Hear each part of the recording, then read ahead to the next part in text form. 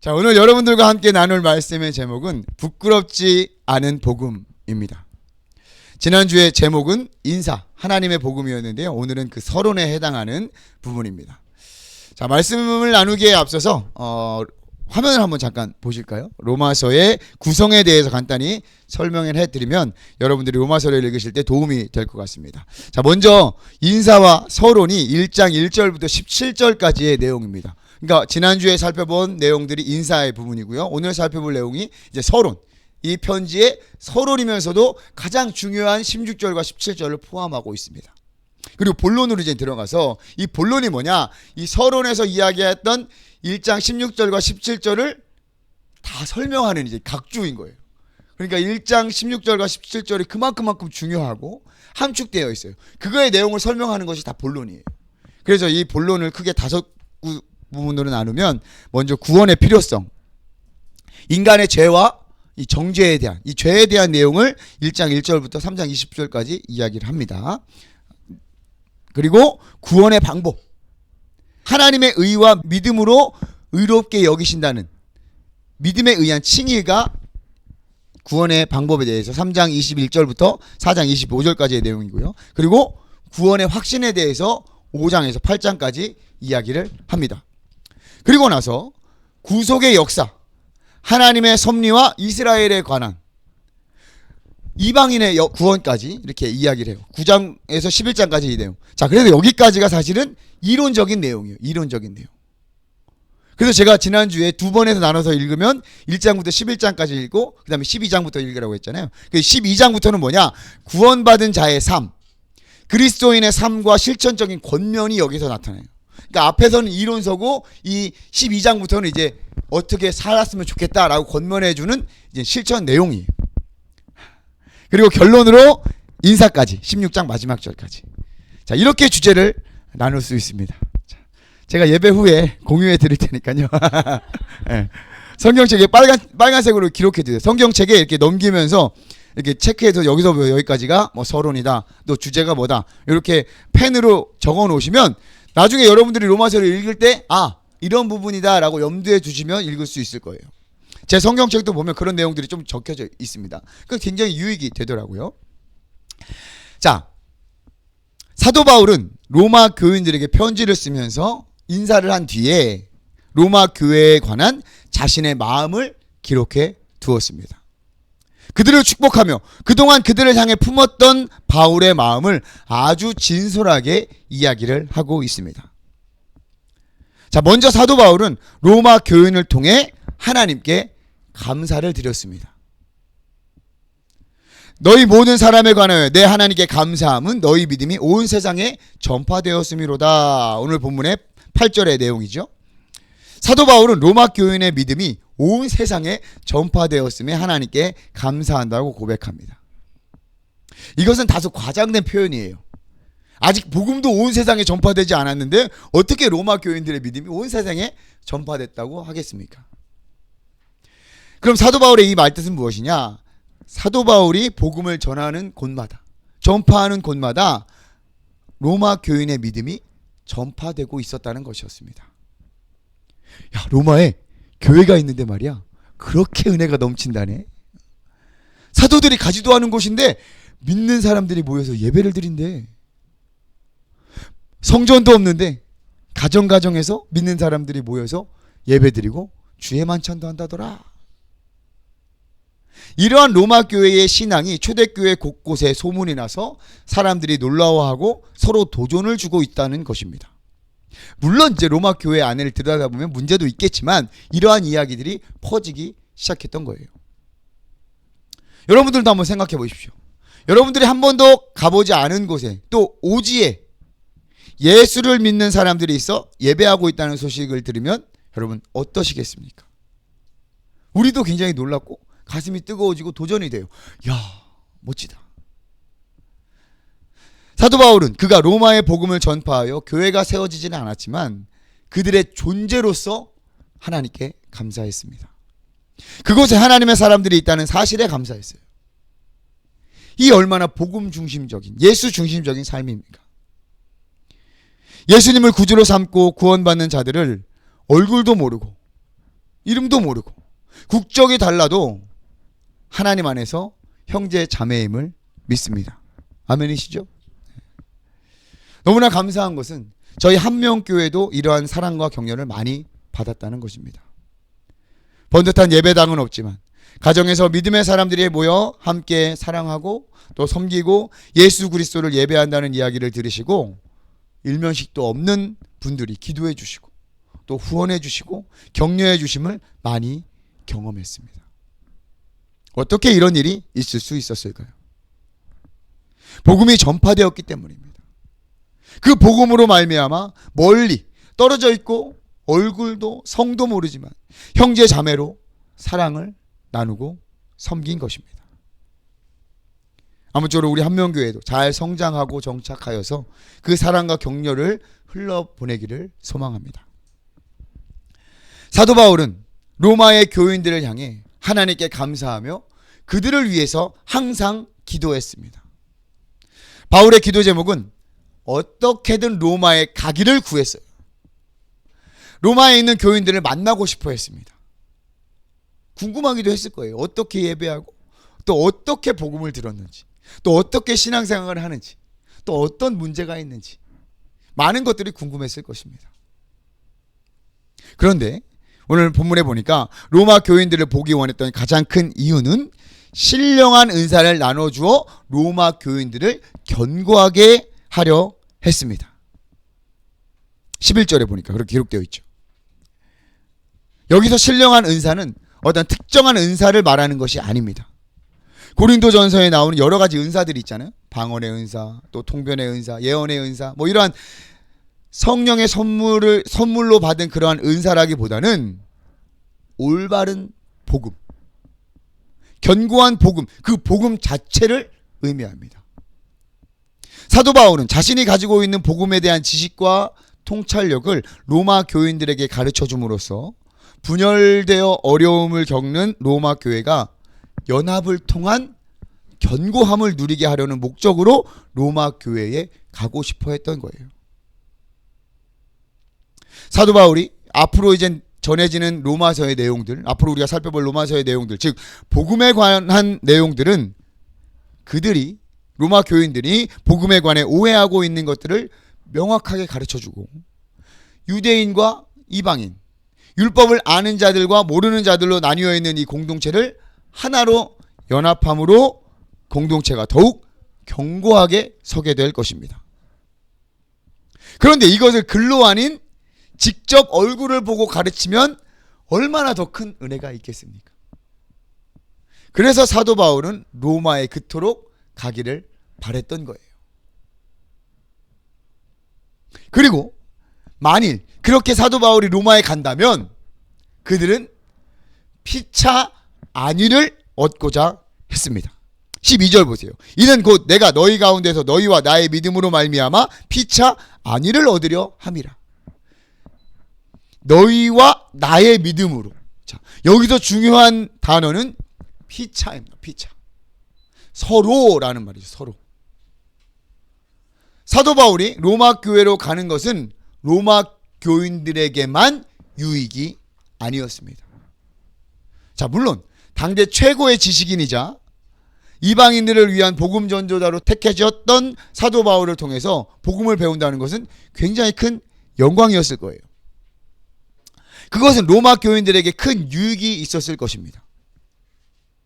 사도 바울이 말하는 것과 같이 신령한 은사, 즉 올바른 복음을 통해서 로마 교회가 견고하게 될 것은 로마 교인들의 유익이에요. 자, 그에 더해서 사도 바울에게도 유익이 있음을 고백하고 있습니다. 자, 사도 바울은 그가 전하지 않은 곳에서 예수 그리스도를 믿고 복음을 믿는 자들이 있다는 사실을 아는 것만으로도 하나님께 감사했던 사람이었어요. 실제로 사도 바울은 복음이 전파되고 복음이 있는 곳이라면 그는 기쁨으로 또 감사함으로 그곳에 방문하고 또 여러 편지를 쓰기도 했던 사람이었어요. 복음으로 살고 있던 사람이었어요. 그리고 이 로마서를 쓰는 당시 사도 바울은 3차 전도 여행 중이었어요. 모든 전도 여행이 결코 쉬웠던 것이 아니었습니다. 배가 파선하기도 하고 쫓겨나고 돌로 쳐 맞기도 하고 감옥에 갇히기도 하고 받아들이는 사람들도 있었지만 거부하고 욕하는 자들도 많이 있었겠죠. 그런데 로마에 믿음의 사람이 있다? 예수님을 알고 그를 예배하는 자들이 있다?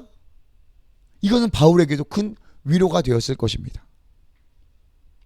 여러분, 이것이 믿는 자들에게 주어지는 은혜 아닐까요? 여러분들도 한번 생각해 보세요.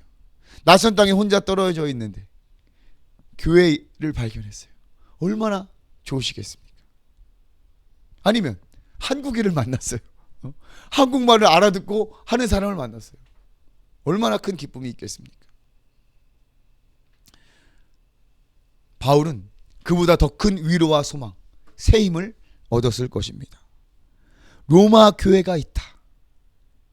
내가 언제 그곳에 가게 될 것이다. 그 사실만으로도 굉장히 큰 위로와 소망이 되었을 거예요. 사랑하는 한명교회 성도 여러분, 신앙생활은 절대 혼자 하는 것이 아닙니다. 하나님께서 우리를 공동체로 부르셨고 교회로 부르셨습니다. 우리는 그리스도 안에서 피차 가르치고 권면하며 성장하는 공동체입니다. 나 혼자만 신앙생활하는 것은 있을 수 없는 일입니다. 서로 같이. 그래서 제가 서두에 저만 가르쳐 주시는 게 아니라 여러분들도 저에게 가르쳐 달라고 말씀을 드린 거예요. 서로 같이. 그것은 하나님께서 존재하는 방식이기도 합니다. 아직 서로 잘 모르고 친하지 않을 수도 있습니다. 하지만 한 명 신앙 공동체로 모인 우리는 서로의 믿음으로 말미암아 피차 안위함을 얻는 건강한 공동체가 되어야 할 줄 믿습니다. 우리도 그렇게 한번 해보자고요. 그런데 하나님께서는 사도 바울과 로마 교인들이 만나는 것을 막으셨어요. 하나님께서 그 길을 막으셨습니다. 정확한 이유는 모르겠지만 추측하기는 하나님의 때가 되지 않았기 때문이었을 것입니다. 사도 바울은 로마 교회의 이야기를 2차 전도 여행 때 들은 것으로 여겨집니다. 사도행전 18장에 따르면 어떻게든 로마 교회를 가고 싶었지만 하나님의 계획과 시간표는 그렇지 않았던 것이죠. 그래서 2차 전도 여행을 마무리하고 또 3차 전도 여행을 떠나면서도 로마로 어떻게 가려고 했는데 못 가지고 고린도에 머물면서 편지를 쓴 거예요. 우리도 하나님께서 막으시면 멈출 줄도 알아야 합니다. 그것이 가장 빠른 길이에요. 그것이 가장 선한 길임을 우리는 믿어야 합니다. 바울이 억지로 2차 전도 여행 중에서 그 소식을 듣고 또는 3차 전도 여행 때 그 소식을 듣고 로마로 먼저 향했다면 어떻게 됐을까요? 돌고 돌아 더 고생하지 않았을까요? 우리의 뜻과 계획은 하나님의 뜻과 계획보다 좋을 수 없음을 기억하시기를 바랍니다. 이어서 사도 바울은 로마 교회를 향해서 빚진 자의 마음으로 복음을 전하고자 했습니다. 우리가 그렇게 많이들 말하잖아요. 우리는 복음의 빚진 자다. 근데 솔직히 저도 어렸을 때 이 말을 듣고 좀 이해가 안 됐어요. 왜 빚진 자야? 내가 복음을 받았고 받아서 잘 누리면 좋은 거잖아. 근데 왜 내가 빚진 자라고 하는 거지? 그런 생각을 많이 했었어요. 그런데 이 빚진 자의 의미가 여러분 두 종류가 있다는 거 여러분 기억하시길 바랍니다. 먼저는 우리가 기본적으로 알고 있는 의미, 뭐 대출을 받았다던가 또 신세를 진 상황이 그거에 해당되죠. 이러한 경우에는 그 사람에 갚아야 돼요. 대출을 갚아야 빚이 해결되는 거예요. 그리고 갚지 않으면 이제 빚진 상태가 되어 있는 거예요. 자, 또 다른 의미는 이 책임에 관한 빚짐입니다. 자, 어떤 한 사람이 이제 B로부터 금전이나 물품을 다른 사람 C에게 전달해 달라고 부탁을 받았어요. 그럼 어떻게 됩니까? 이 A는 B한테 그것을 받은 순간부터 빚진 자가 되는 거예요. 이 두 사람에게 빚진 자가 되는 거예요. 그럼 이 빚을 어떻게 갚아야 됩니까? 이 사람의 부탁대로 이 사람에게 전달돼야지만이 빚이 갚아진 거예요. 이해되시죠? 그럼 사도 바울은 어떻겠습니까? 그는 하나님의 복음을 위해서 하나님께 택정받은 사람이에요. 선택받은 사람이었어요. 그는 하나님의 명령에 따라 복음을 전해야 할 의무와 책임이 있는 자들이에요. 그리고 하나님으로부터 먼저 복음을 받았어요. 그리고 그 복음을 누구에게 전하기 위함이었습니까? 특별히 이방인들을 위해서, 이방인에게 복음을 전할 사람으로 택함을 받은 거예요. 그래서 사도 바울은 로마인에게나 다른 이방인들에게 복음의 빚진 자가 된 것이에요. 이것은 저와 여러분들에게도 마찬가지죠. 우리가 복음의 빚진 자가 된 이유는 무엇입니까? 마찬가지예요. 우리에게도 복음을 전할 의무와 책임이 있기 때문입니다. 하나님께서 저와 여러분들에게도 맡기셨기에 우리도 복음의 빚진 자예요. 누군가가 우리에게 복음을 전해줬고 그 복음 안에는 그리스도와 연합하여 그리스도의 사명을 이어받게 된 것입니다. 그러니 사도 바울은 로마에 있는 교인들에게 복음을 잘 전달해야 한다는 빚을 마음에 품고 있었던 겁니다. 이것은 로마에 있는 모든 사람을 향한 것이에요. 본문에 보니까 사도 바울이 이렇게 고백하죠. 헬라인, 야만인, 지혜 있는 자나 지혜 없는 어리석은 자. 자, 헬라인은 그리스 사람이에요. 그리스 사람. 거기에 이제 잘 살고 있는 정착된 사람들. 그리고 야만인, 그들은 천대받고 이용당하는 사람들. 그리스 사람인들이 아닌 대부분의 사람들이겠죠. 당시 사도 바울이 복음을 전한 대부분의 사람들이 이러한 부류였다고 합니다. 그리고 지혜 있는 자들, 어느 정도 교육을 받아 사회적으로 높은 위치에 있는 사람들을 의미한다고 그래요. 그리고 어리석은 자들, 교육받지 못한 그런 노예들, 포로들, 대부분 이방인들이겠죠. 이런 사람들, 이 사람들에게 복음을 전해야 했던 거예요. 자, 오해하지 마십시오. 이러한 구분은 사도 바울이 그 로마 교인들을 따라 나눈 것이 아니라 로마에 있는 사람들이 자주 이렇게 언급했던, 그 당시 헬라인과 헬라인 아닌 야만인들 뭐 이렇게 구별을 했기 때문에 그것을 그대로 인용했다고 그래요. 서신을 받는 자들이 쉽게 이해할 수 있도록 말이죠.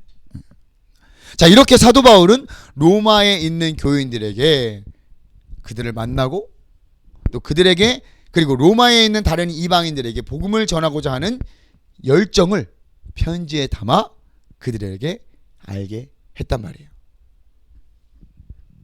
자, 이어서 바울은 그가 그토록 전하고자 하는 이 복음에 대한 그의 태도를 기록해 두고 있습니다.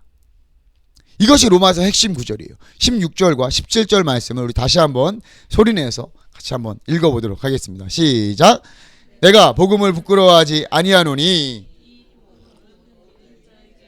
구원을 주시는 하나님의 능력이 됨이라. 먼저는 유대인에게요 그리고 헬라인에게로다. 복음에는 하나님의 의가 나타나서 믿음으로 믿음에 이르게 하나니 기록된 바 오직 의인은 믿음으로 말미암아 살리라 함과 같으니라. 아멘, 아멘. 그럼 많이 들어보셨죠?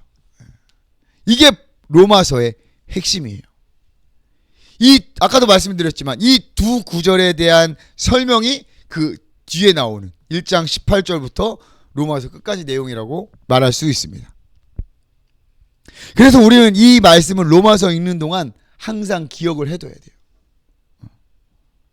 자, 사도 바울은 먼저 복음을 부끄러워하지 않는다고 했습니다. 당시 유대인들에게 기독교, 즉 예수를 따르는 자들의 무리에 들어간다는 것은 매우 비난받는 일이었습니다. 전대받고 무시당하고 조롱당하기 일쑤였습니다. 게다가 당시 그리스도인들이 당면한 사회적, 경제적 여건을 생각하면 그들은 복음을 부끄러워할 수도 있었습니다. 대부분의 그리스도인들은 가난했고 권력도 없고 사회적 지위도 낮았기 때문이에요. 또한 그들이 믿는 예수는 십자가에서 죽었단 말이에요. 그러니까 많은 사람들에게 무능한 신, 또 가난하고 낮은 자들의 신으로 여겼기에 별로 내세울 것이 없어 보였습니다. 그러니까 복음을, 또 예수 믿는다는 것을 부끄러워할 수 있었던 거죠. 그러나 사도 바울은 그 예수를 믿는 것을 부끄러워하지 않았습니다. 왜요? 복음을 부끄러워하는 자, 복음을 받아들이지 않는 자들은 이 복음에 관해서 제대로 알지 못했기 때문에 그래요. 사도 바울은 로마서 쓰기 이전에 고린도 교회에 편지를 쓰면서 십자가의 도가 멸망하는 자들에게는 미련한 것이지만 구원을 받은 우리에게는 하나님의 능력이라고 믿고 편지를 썼어요. 그런데 사도 바울이 부끄러워하지 않는 복음은 오늘 본문에서 이야기한 것처럼 모든 믿는 자에게 구원을 주시는 하나님의 능력이기 때문에 부끄러워하지 않을 수 있는 것입니다. 모든 믿는 자에게 차별이 없어요. 나의 잘남이나 나의 공로도 아니에요. 하나님의 능력이에요. 그래서 헬라인, 야만인, 지혜 있는 자, 지혜 없는 어리석은 자 모두에게 구원을 주시는 하나님의 능력이 바로 복음인 줄 믿습니다. 그것이 2000년 동안 변함없이 전해져서 이스라엘과 아무런 상관이 없는 여기 대한민국에 전파되어서 저와 여러분들이 믿고 있는 것 아니겠습니까? 분명한 것은 이 복음은 먼저 유대인에게 허락된 것이었단 말이에요. 그러나 그들이 하나님의 복음을 거절해서 헬라인, 즉 이방인에게까지 전달된 것입니다. 자, 이 내용은 로마서 10장에도 자세히 비유를 통해서 기록이 되어 있습니다. 자, 그리고 하나님께서는 이 이방인들을 통해서 다시 유대인들에게 전할 것을 계획하고 계시죠. 유대인들에게 먼저 전해졌던 이 복음이 그들이 거절함으로 이방인에게 전해졌다가 다시 이방인들을 통해서 다시 유대인들에게 이 복음이 전해질 것을 하나님은 계획하고 계시단 말이에요. 그 계획 안에 저와 여러분들도 있음을, 저와 여러분들도 포함되어 있음을 여러분 믿으시기 바랍니다. 또한 사도 바울은 이어서 복음에는 하나님의 의가 나타났다고 선포합니다. 이것은 복음에 하나님의 의가 계시되어 있다라고 번역할 수도 있습니다. 그래서 많은 신학자들이 도대체 하나님의 의에 관해서 여러 가지 해석을 하며 고민을 했다고 그래요. 의로우신 하나님을 나타낸 것이다.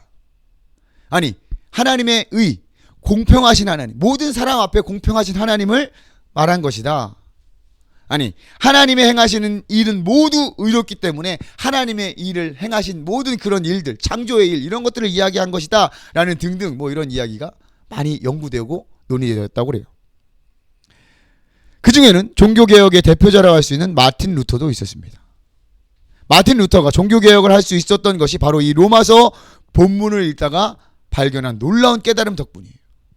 자, 그에 관한 기록을 보면 이렇게 기록되어 있더라고요. 제가 앞에 뻔했는데 잘 한번 들어보세요.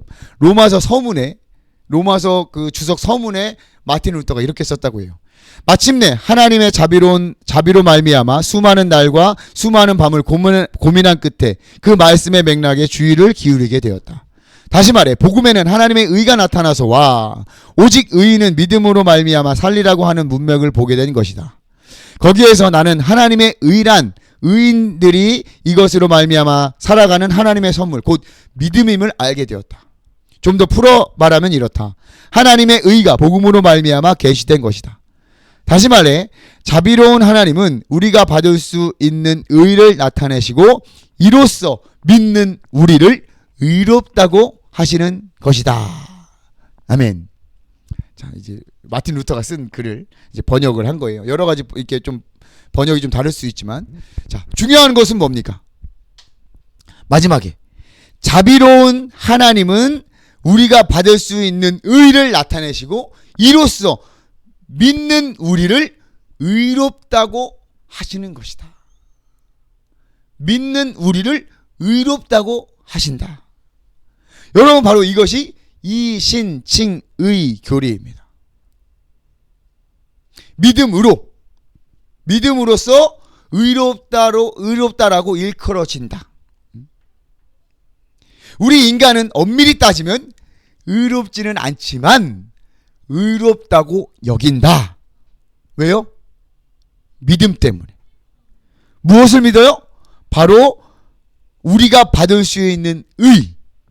그것이 뭡니까? 바로 예수 그리스도를 의미하는 거예요. 즉 루터는 하나님의 의를 예수 그리스도로 발견한 것이에요. 복음에 나타난 하나님의 의는 예수 그리스도예요. 그를 믿는 그 믿음으로, 예수 그리스도로 말미암아, 예수 그리스도를 믿는 그 믿음으로 말미암아 우리가 하나님께 의롭다고 여겨지는 것이에요. 우리는 원래 의롭지 않지만 이것이 바로 복음의 핵심인 것입니다.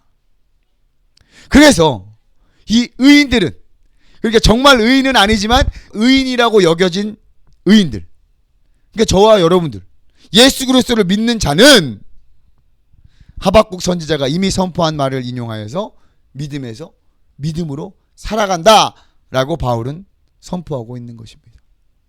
할렐루야.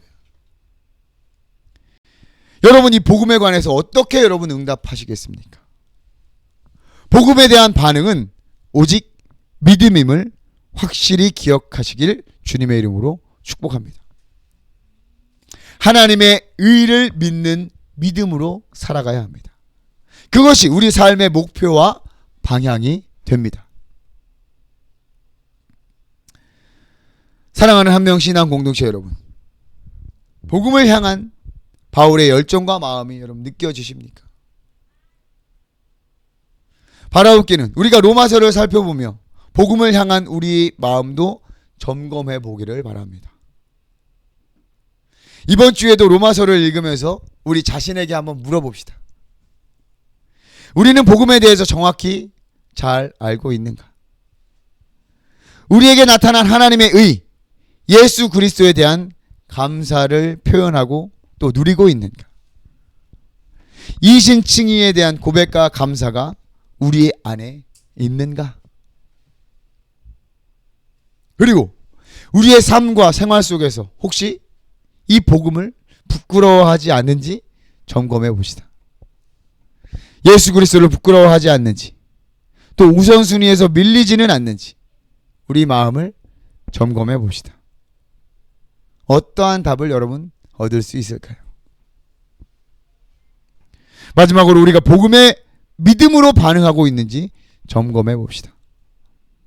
어떻게 사는 것이 복음에 믿음으로 반응하는 것인지 생각해 봅시다. 나는 복음을 받아들이고 예수를 믿으니 앞으로 잘 먹고 잘 사면 되는 것 아닌가?